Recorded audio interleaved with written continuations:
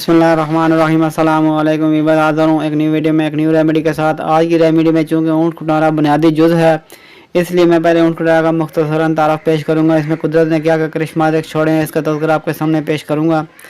ऊँट खुटारा को ऊँट खुटारा क्यों कहते हैं, इसकी वजह तस्मिया ये है कि इसको ऊँट खाता है। ये खारदार बूटी है जिसको ऊँट बड़े ही शौक़ से खाते हैं, क्योंकि इसको ऊँट खूब सैर होकर खाता है। लिहाजा ये वहाँ ज़्यादा पैदा होती है जहाँ ऊँट कसरत से हों और इलाका रेतला हो। दूसरे दर्जे में गर्म और खुश्क है। इसके पत्ते लंबे लंबे मगर तूल में लंबे कांटेदार होते हैं।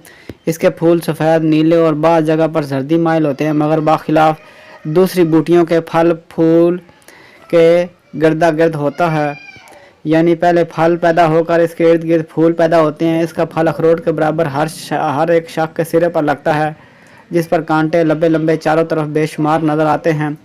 पक जाने पर इसके अंदर से सफ़ेद चीज़ रुई की तरह की निकलती है। इसके बीज चिपटे छोटे छोटे होते हैं, जिसका कद 1 गज या कभी इससे भी ज़्यादा लंबा होता है। वैसे तो ऊँट खुटारा के बेशुमार फ़ायदे हैं, जिस पर मैं आपके लिए वीडियोज़ लेकर आता रहूँगा, लेकिन इस वीडियो में मैं ऊँट खुटारा से तैयार करदा अरके गुल ऊँट खुटारा की रेमेडी शेयर करूँगा, जो कि अमराद चश्म के लिए अजीब फ़ायद का सरमायादार है। इसके इस्तेमाल से आँखों की धुंध, जाला और आँखों की सुर्खी से मुकम्मल निजात हासिल होगी।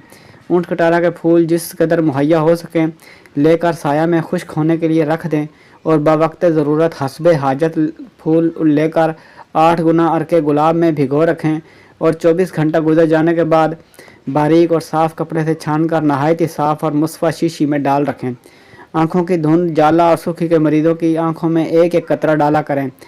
एक बार मेहनत से तैयार करदा मुद्दतों तक काफ़ी है। आँखों में डालने के लिए यह दवा मेडिकल स्टोर से मिलने वाली एलोपैथिक मेडिसिन से लाख दर्जे बेहतर है। अब तक के लिए इतना ही। मिलते हैं नेक्स्ट वीडियो में एक न्यू रेमेडी के साथ।